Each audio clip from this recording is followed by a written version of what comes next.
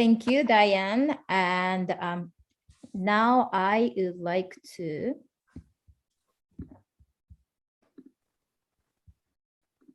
introduce our first speaker. Our first speaker is Maka, Miss Maka Chikowero, and she is talking about, her top title of the presentation will be The Girls, Sports, Education, and the Climate Justice is What We Want. So Maka is the founder and the president of MTC Educate a Girl, Inc. And she's also a high school student and an athlete and a member of the United Nations Generation Equality Youth Task Force addressing girls leaders, and the immediate past president of the Rosaria Memorial Trust Girls Club of North America. Maka has received several awards in Zimbabwe and the United States. Among the other honors was being nominated for the prestigious International Children's Peace Prize Award in 2020.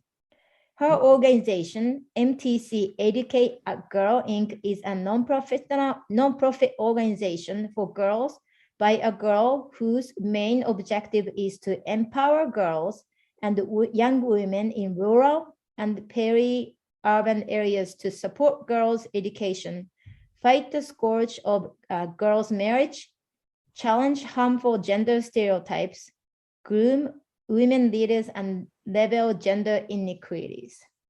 So please join me and join us to welcome Maka. Thank you so much for the lovely introduction, Ms. Kanai. I also prepared a slide deck that I'd love to share with you all. So let me know if you guys can see my screen.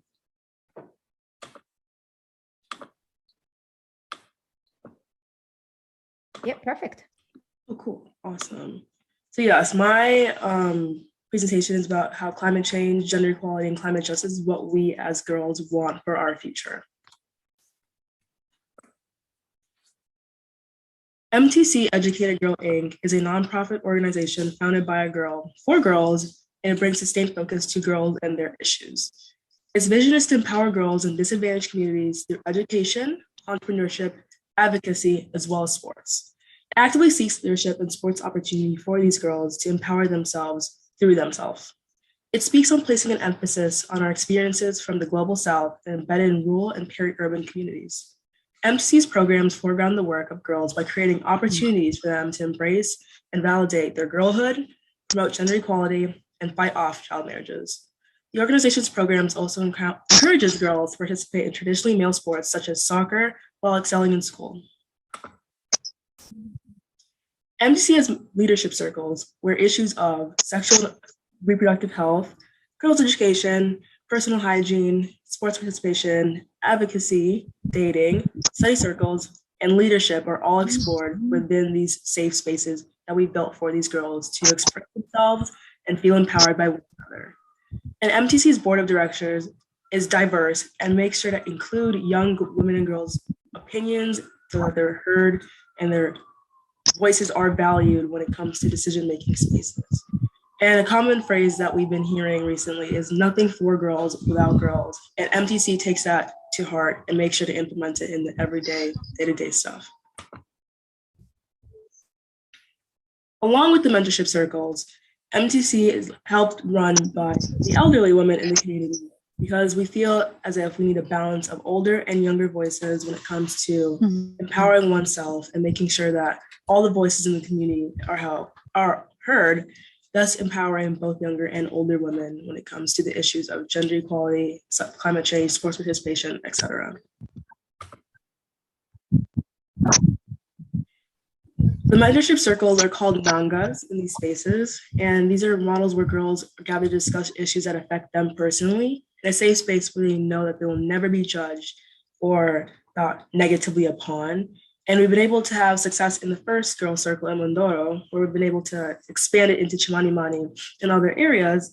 And I'm so glad that these safe spaces for the girls are able to make them feel safe, because that's what we need as girls, safe spaces where we can express our voices without the fear of judgment from others. And that's what these mentorship circles are for. MTC focuses on SDG number 5, which is sustainable development, sports for social justice, and ultimately to level the playing field. MTC uses girls soccer to pursue a number of SDGs, obviously, but number 5 is the one that stuck with me. Soccer has been a male-dominated sport for many years, and MTC has consistently been working to break that stereotype in the community. And now, more than ever, more and more girls are playing soccer in our communities. We've been hosting soccer tournaments yearly with different themes to celebrate International Day of the Girl Child, which has been able to reach thousands of people in the community, which was not being done before. We've reached traditional, political, and religious leaders with the message to end child marriages and get them on board. And this week, the Parliament of Zimbabwe passed a law to effectively ban marriage of anyone under the age of 18. Now, the important part is making sure that law is implemented in the day-to-day life and never overlooked. Now the race will begin implementing enforcement of the law and will continue to do so using soccer programs and awareness campaigns. And here are a few photos of the International Day of the Girl Child soccer tournament that we just recently had in October of 2021.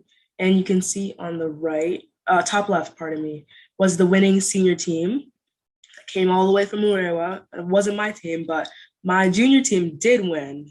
So that's a win for my part. But you can see in all these pictures that there's a variety of older women, young girls, middle-aged girls playing soccer, because soccer is often called the universal language. If you give someone a ball, they're gonna know, if you give someone a soccer ball, they're gonna know that they have to kick that ball somewhere into hopefully the goal. But you can see them just having fun as girls while also tackling important issues such as SRHR, gender violence, and much, much more. And here is one of our superstars, Yolanda, who joined MTC Sirens 3 years ago and has been participating annually in the International Day of the Girl Child soccer tournaments. And at this past one that happened in October, she won the Player of the Tournament award, which is such a prestigious award, and then was invited to play on the U17 national team. That was a great honor, and none of the girls from the soccer tournament had made it to that level just yet. And she had begun practicing with that team at these amazing stadium. If you compare the top photos, she's playing where there isn't green grass or seats for the stadium at all, but she still excelled at her sport where she had the resources to. But unfortunately, she wasn't able to play due to that. That was the time when COVID was at an all-time high and things began to shut down. But you see, Yolanda was going to be a success story, and there are multiple more Yolandas in many marginalized communities, but the scouting processes are usually done in the big cities where all the money is, where yes, there is talent, but there also is talent in these rural and peri-urban communities, which needs to be harvested and nurtured. MTC works to highlight the girls' lived experiences. In line with the CSW 66 priority theme on climate change, MTC joins hands to address the effect of climate change on the lived experiences of these girls and young mothers. And you can see in these photos, these 4 photos, there are 2 extremes to what the girls are facing. At this bottom left picture, you can see that there's been a flood that has knocked this bridge over. And on the other side of the bridge actually is where the MTC girls practice their soccer. But you can't really play soccer on a field where it's too muddy and your cleats will basically sink into the ground. It will tear up the field, leaving you with no field to play with. But on the top right 2 pictures, you can see that these are supposed to be cornfields where the corn is supposed to be taller than the young mother here and this older man over there. But you can see it's actually shorter than them. It's dried out, which has led to drought. And they need this corn in order to make money, to make food, to survive. And you see that that resource is being cut short from them. And in this top left picture, you see these girls going out to gather firewood to be able to cook their food, but they have to travel long distances to do so and need to travel in bigger groups to remain safe as girls. And during this year's UN CSW 66, MTC ensured girls' participation as presenters and learners from the rural homes in Zimbabwe demanding climate justice for their own generation. And I believe some of our girls are tuned into this meeting again today. So I really appreciate your voices here. You are heard and you are necessary in these spaces. All the presenters were soccer players, and there's a link between girls not playing soccer because of poverty caused by floods and drought.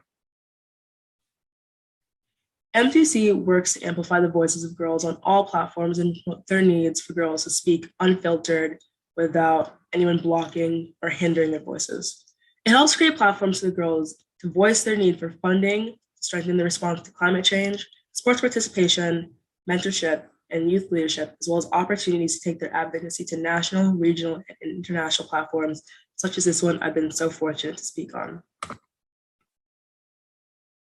So in the end, what does climate justice look like? Climate justice ensures food security and extra resources to pay for education, sports participation, and funding sports activities. And we need to end this senseless cutting of trees and planting more trees to improve the air quality, water retention, and general health of these communities that will be the first affected when it comes to these issues. Climate justice means that the United Nations and governments should not be influenced by multinational corporations, because we the girls are the ones suffering, and we will always feel first when it comes to these issues.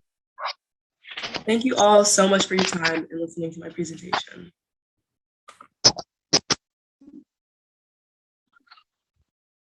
Thank you very much, Maka. That was a fantastic presentation. We already have several comments on the chat, but I like to open up to the floor for a question and answer session. So you can raise your hands, or you can just unmute yourself, and then we don't have a lot of people here, so you can just unmute yourself and then just start asking questions to Maka or her work.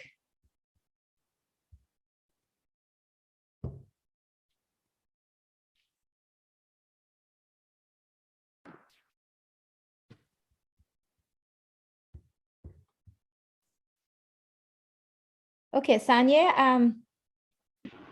yeah, please. Thank you for presentation to Maka. I just want to ask, what are the most difficulties to her to organize these sessions and these football activities with the girls in the place?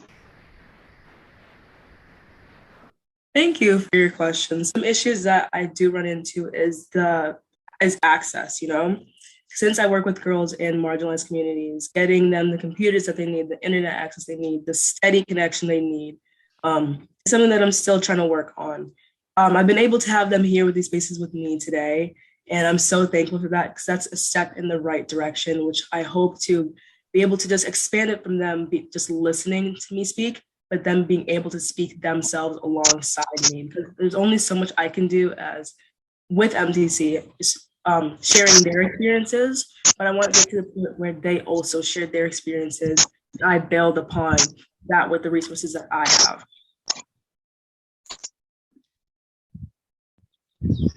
Thank you, Maka. Miss Nina Smart.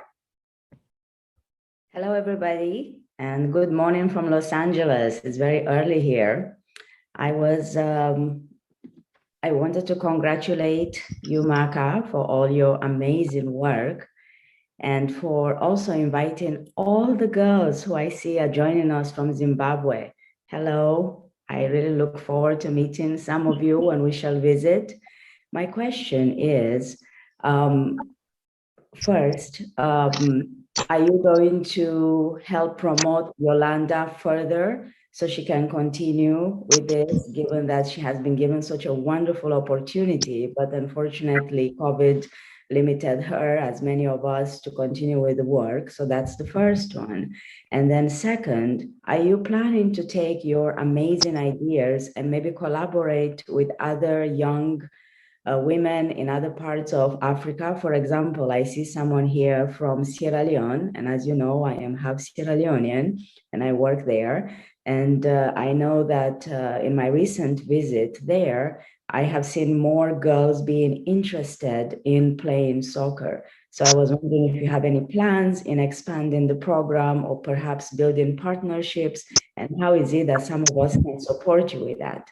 Thank you. Thank you so much for your question. Yes, to start off with Yolanda, I do want to continue her athletic career, because she is a talent that made it all the way to the U17 national team, which does not happen every single day. So I'm gonna do everything in my power just to get her to those platforms, because she deserves it. She is a talent, and She may not have all the resources she needs, but I'm going to use what I have to be able to help excel her to the next level.